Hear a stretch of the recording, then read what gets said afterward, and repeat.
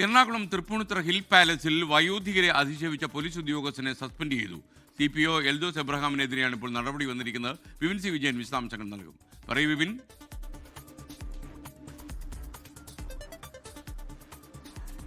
ഒരാഴ്ച മുൻപാണ് കോട്ടയം സ്നേഹക്കൂട്ടിൽ നിന്ന് വന്ന അവിടുത്തെ അഗതി മന്ദിരത്തിൽ നിന്ന് വന്ന അന്തേവാസികൾ ഈ ഹിൽ പാലസ് കാണാൻ വേണ്ടി തൃപ്പൂണിത്തുറയിലേക്ക് എത്തിയത്.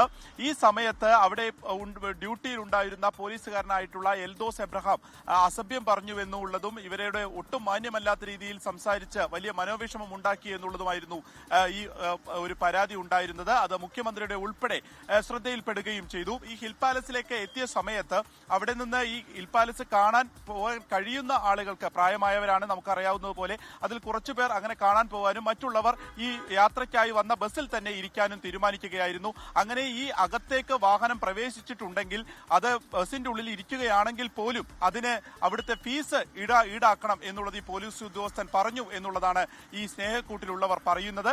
അത് ആ ഒരു പരാതിയാണ് അവർക്ക് പ്രധാനമായും ഉണ്ടായിരുന്നത്. അതല്ലെങ്കിൽ അകത്തേക്ക് ഒരു കാരണവശാലും കയറ്റിവിടാൻ പറ്റില്ല എന്നുള്ളതുമാണ് പറഞ്ഞത്.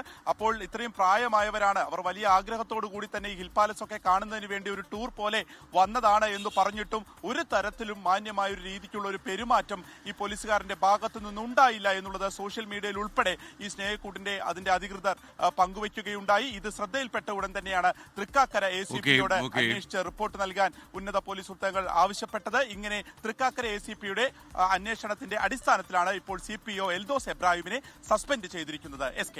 വളരെ നന്ദി വിപിൻ സി വിജയൻ. ലോകത്തെവിടെയായാലും ഏത് സമയത്തും 24 വാർത്തകളും ഓഗ്മെന്റഡ് റിയാലിറ്റി പാക്കേജുകളും എക്സ്പ്ലെയിനറുകളും വിശദമായി കാണാൻ ഞങ്ങളുടെ YouTube ചാനൽ നിങ്ങൾക്ക് സബ്സ്ക്രൈബ് ചെയ്യാം.